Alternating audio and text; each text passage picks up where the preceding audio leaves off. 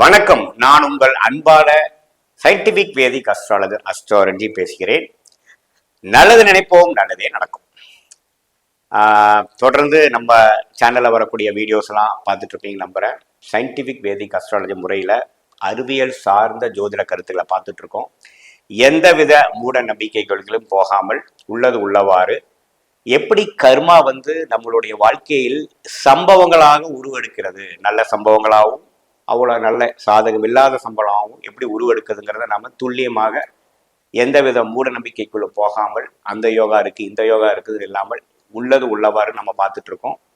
இப்போ பார்த்தீங்கன்னா நம்ம சேனலில் ஃபஸ்ட் டைம் வரவங்க கண்டிப்பாக சப்ஸ்கிரைப் பண்ணுங்கள், பெல் பட்டன் கிளிக் பண்ணுங்கள், தொடர்ந்து நம்மளோட வீடியோஸ் பாருங்கள். அப்போ தான் உங்களுக்கு ஓரளவுக்கு ஜோதிட விஷயங்கள் நல்லா புரியும். அதே சமயத்தில் பலாபலன்களும் உங்களுக்கு சிங்க் ஆகி வரும்.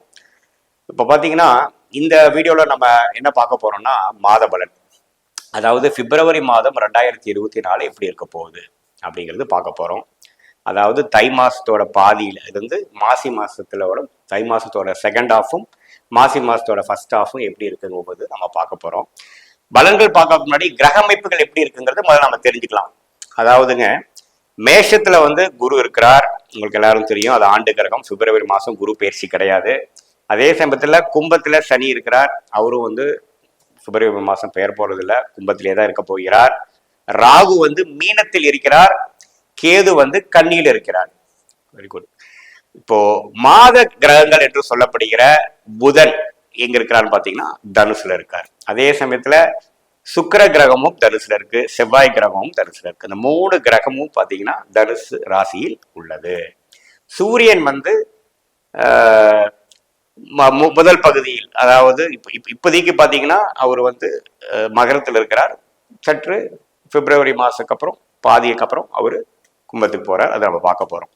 ஸோ இப்படி இருக்கக்கூடிய ஒரு அமைப்பு பார்த்தீங்கன்னா பிப்ரவரி மாதம் ஸ்டார்ட் ஆகிறப்ப எப்படி இருக்க போகுது அப்படின்னு பார்த்தீங்கன்னா, மாதத்தில் 2வது நாளே பிப்ரவரி 2ஆம் தேதி என்ன ஆகுதுன்னு பார்த்தீங்கன்னா, புதன் தனுசு ராசியிலிருந்து மகர ராசிக்கு இடம்பெறுகிறார். அதே மாதிரி செவ்வாய் பிப்ரவரி 6ஆம் தேதி தனுசு ராசியிலிருந்து மகரத்துக்கு இடம்பெறுகிறார். அதே மாதிரி பார்த்தீங்கன்னா பிப்ரவரி 12ஆம் தேதி பார்த்தீங்கன்னா சுக்கிர கிரகமும் பார்த்தீங்கன்னா இடம்பெறுகிறார். எங்க மகரத்துக்கு இடம்பெறுகிறார்.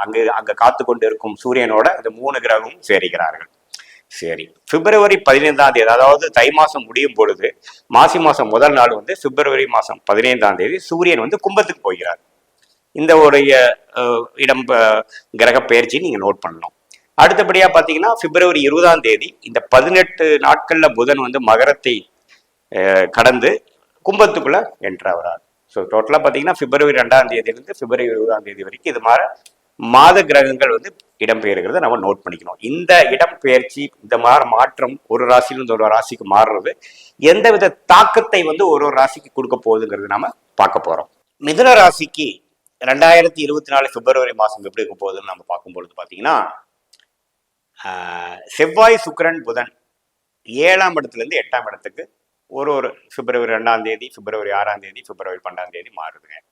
ஸோ இந்த மாற்றம் எது மாதிரி ஒரு தாக்கத்தை கொடுக்கும் அப்படின்னு பார்த்தீங்கன்னா, மிதுனராசிக்காரர்களுக்கு மிதுனராசியோட அதிபதி என்று சொல்லப்படுகிற புதனே பிப்ரவரி 2ஆம் தேதியா இடம் மாறுறது பார்த்தீங்கன்னா, கொஞ்சம் சில விஷயங்கள் பார்த்தீங்கன்னா எதிர்பார்த்த ஒரு சில முடிவுகளில் சில சில மாற்றங்கள் எடுக்கக்கூடிய விஷயமா இருக்குதுங்க. ஒரு விஷயம் நீங்கள் ட்ரை பண்ணுறீங்க அப்படின்னா அதில் சில மாடிஃபிகேஷன் பண்ணி தான் சில விஷயங்கள் செய்யணுங்கிற மாதிரி சில அமைப்புகள் வருது. அதாவது பார்த்தீங்கன்னா, எப்பவுமே 8ஆம் இடத்துக்கு ராசி அதிபதி வரும் பொழுது அதில் 2 விஷயம் இருக்கு. ஒன்று பெனிஃபிட் பார்த்தீங்கன்னா அன்ஏர்ன் இன்கம், அதாவது ஏதோ ஒரு சொத்து வர வேண்டிய விஷயங்கள் வர்றது, அதர் பீப்புள்ஸ் மணி வர்றது, ஸ்டாக் மார்க்கெட் ஷேர் மார்க்கெட்டில் ஏர்ன் பண்ணுறது, அது மாதிரி விஷயங்களாக கொடுக்குதுங்க. பட் நீங்கள் நேர்முகமாக போய் ஒரு விஷயத்தில் நீங்கள் அணுகும் பொழுது அதில் டிலே அண்ட் அப்டக்கிள்ஸ் கொடுக்குதுங்க. ஸோ அது மாதிரி ஒரு அமைப்பு மிதுன ராசிக்காரர்களுக்கு கொஞ்சம் பார்த்து செய்யக்கூடிய ஒரு மாதமாக இருக்கிறது. குறிப்பாக பார்த்தீங்கன்னா, தொழிலில் இருக்கிற மிதுன ராசிக்காரர்களுக்கு பெரிய அகலக்கால் வைக்கக்கூடாது. ஏன்னா ராசி அதிபதியும் 8ஆம் இடத்துக்கு போகிறாரு. ஆகாத 6ஆம் வீடுங்கிற சொல்லப்படுகிற கடன், நோய், எதிரி, வம்பு வழக்கை கொடுக்கக்கூடிய செவ்வாயும் பார்த்தீங்கன்னா பிப்ரவரி 6ஆம் தேதி 8ஆம் இடத்துக்கு போகிறாரு. ஸோ உடல்நிலை கோளாறோ, கடன் பிரச்சனையோ, கொடுக்கல் வாங்கலோ, வழக்குகளோ ஏதோ ஒரு விஷயத்தில் சில இது கொடுக்க வாய்ப்பு இருக்குது. உங்களோட தசாபுக்திகள் அவ்வளோ சிறப்பாக இல்லாத பட்சத்தில் பார்த்தீங்கன்னா செவ்வாய் 8ஆம் இடத்துல உச்சம் பெறும் பொழுது சில பாதிப்புகளை மிதுன ராசிக்காரர்களுக்கு கொடுத்து விடுவார்கள். கொஞ்சம் ஜாக்கிரதையாக இருக்கணும். ஸோ எதுலையுமே பார்த்தோம் எடுத்துமா கமுத்துமான்னு போகாமல் கொஞ்சம் நுணுக்கமாக டீல் பண்ணக்கூடிய விஷயமா இருக்கும். ஒரு விஷயம் இப்போ நடக்கலைனாலும் பொறுமையாக பண்ணலாங்கிற ஒரு அமைப்பில் போகணும். இன்றைக்கே பண்ணி ஆகணும் மாதிரி போனீங்கன்னா ஒரு இக்கட்டான சூழ்நிலை கொடுக்கக்கூடிய அமைப்பு இருக்குது. ஏன்னா மிதுன ராசிக்கே மிகவும் சுமாரான ஒரு சாதகம் இல்லாத பலனை கொடுக்கக்கூடிய செவ்வாய் 8ஆம் இடத்துல வந்து உச்சம் பெறுகிறார். அது வந்து ஒரு ஆகாத கிரகம் வந்து உச்சம் பெறுறது தவிர அது 8ஆம் இடத்துல உச்சம் பெறுறது பார்த்தீங்கன்னா கொஞ்சம் கேர்ஃபுல்லாக இருக்கணும். வண்டி வாகனத்தில் போகிறப்ப கேர்ஃபுல்லாக இருக்கணும். குடுக்கல் வாங்கல கேர்ஃபுல்லாக இருக்கணும். வம்பு வழக்குகளில் கேர்ஃபுல்லாக இருக்கணும். உடம்பை பார்த்துக்கணும். அது மாதிரி விஷயங்கள்லாம் கொஞ்சம் காமிக்குதுங்க.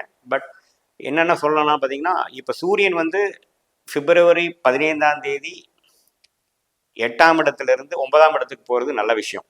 ஆனால் அங்கே போனாலும் பார்த்தீங்கன்னா சனியோட தான் சேர போகிறார். ஸோ அதனால் பார்த்தீங்கன்னா எதுவுமே வந்து இம்மீடியட்டான சில நீங்கள் எதிர்பார்க்குறது இம்மீடியட்டாக கைக்கு வராது. கொஞ்சம் பொறுமையாக இருந்து தான் சாதிக்க வேண்டிய மாதமாக மிதுன ராசிக்காரர்களுக்கு உண்டு. குறிப்பாக மாணவர்கள்லாம் பார்த்தீங்கன்னா கொஞ்சம் கான்சன்ட்ரேஷன் இஷ்யூஸ் ஃபோக்கஸ் பண்ண முடியாத ஒரு நிலைமை கொடுக்கக்கூடிய வாய்ப்பு உண்டு. புதன் 8ல் போய் மறைந்து இருக்கிறது பார்த்தீங்கன்னா செவ்வாயோட தாக்கம் இருக்கிறதுனால கொஞ்சம் மெமரி லாஸு, படித்ததை வந்து போய் ரீப்ரொடியூஸ் பண்ண முடியல, எழுத முடியல, அது மாதிரி சில விஷயங்கள் இருக்கும். ஓவர் கான்ஃபிடென்ஸும் கொடுக்கும். பார்த்து செயல்படக்கூடிய ஒரு அமைப்பாக இருக்குதுங்க. அதுக்கப்புறம் பார்த்தீங்கன்னா பிப்ரவரி மாதம் இறுதி பகுதியிலேயே பார்த்தீங்கன்னா ஒரு கிரகமும் பார்த்தீங்கன்னா 9ஆம் வீட்டுக்கு போயிடுது. இந்த பாதிப்புலேருந்து வந்துடலாம். ஸோ ஒரு ஃபர்ஸ்ட் ஆஃப் பிப்ரவரி மாதம் மட்டும் மிதுன ராசிக்காரருக்கு கொஞ்சம் கேர்ஃபுல்லாக இருக்கணும்.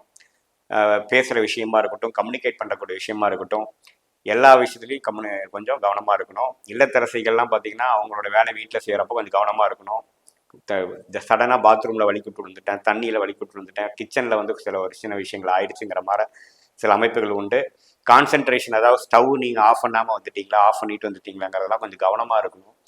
கொஞ்சம் உங்களை வந்து கவனக்குறைவு கொடுக்கக்கூடிய ஒரு வாய்ப்பாகவும் இருக்குது.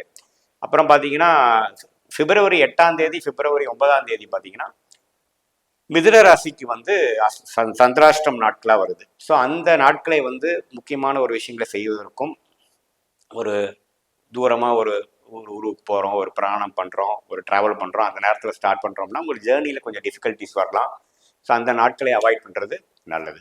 கடகராசி நேயர்களுக்கு பிப்ரவரி 2024 எப்படி இருக்க போகுதுன்னு பார்த்தீங்கன்னா இதுவரைக்கும் 6ஆம் இடத்துல செவ்வாய், புதன், சுக்கிரன் இருந்த அமைப்புகள் இப்போ சற்று 7ஆம் இடம் என்று சொல்லப்படுகிற கேந்திரத்தை வந்து குறிப்பாக செவ்வாய் கடகராசிக்கு நல்ல யோகத்தை கொடுக்கக்கூடிய ஒரு அருமையான கிரகமாகிய செவ்வாய் உச்சம் பெறுகிறார்.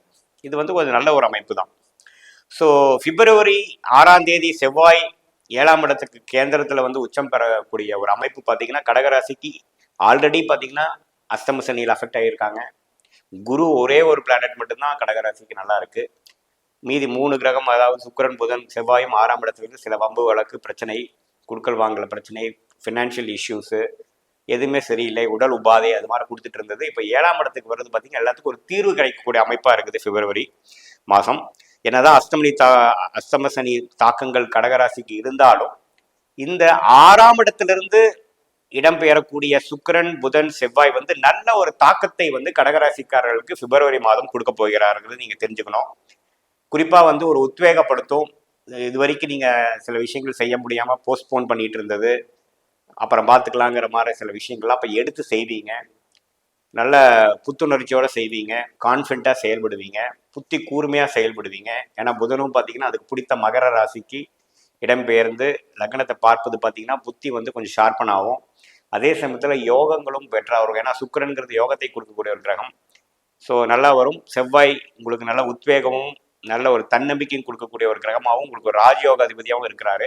ஸோ கண்டிப்பாக பிப்ரவரி மாதம் பார்த்தீங்கன்னா கடந்த 3-4 மாதமாக 3-4 மாதத்துக்கு மேலேயே அஸ்தம சனி தாக்கத்தில் இருக்கீங்க. கடந்த ஒரு வருஷமாகவே இருக்கீங்க. ஆனால் குறிப்பாக கடந்த ஜனவரி மாதம் முழுதாக சில விஷயங்கள் வந்து செயல்படுத்த முடியாமல் கிணத்தில் போட்ட கல்லு மாதிரி இந்த விஷயங்கள்லாம் கொஞ்சம் எடுத்து சில விஷயங்கள் செய்து முடிக்கக்கூடிய ஒரு அமைப்பு பிப்ரவரி மாதம் இருக்குது. அந்த வகையில் பார்த்தீங்கன்னா கடகராசிக்காரர்களுக்கு ரொம்ப நல்ல அமைப்பாக இருக்குது.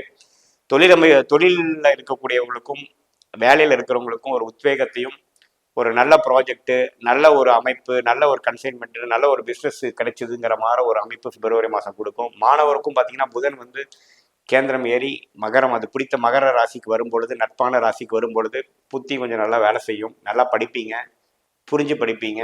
படிக்கிறது வந்து எழுத முடியும், மார்க் வாங்க முடியும், உத்வேகம் கிடைக்கும். வரக்கூடிய ஏப்ரல் மாதம் மே மாதம் எழுதக்கூடிய காம்படிட்டிவ் எக்ஸாம்ஸ்க்குலாம் கொஞ்சம் கான்ஃபிடன்ஸ் கிடைக்கக்கூடிய அமைப்பு பிப்ரவரி மாதம் மாணவர்களுக்கு கண்டிப்பாக கிடைக்கும். கண்டிப்பாக நீங்கள் யூஸ் பண்ணிக்கலாம் கடகராசிக்காரர்கள் மாணவர்கள்.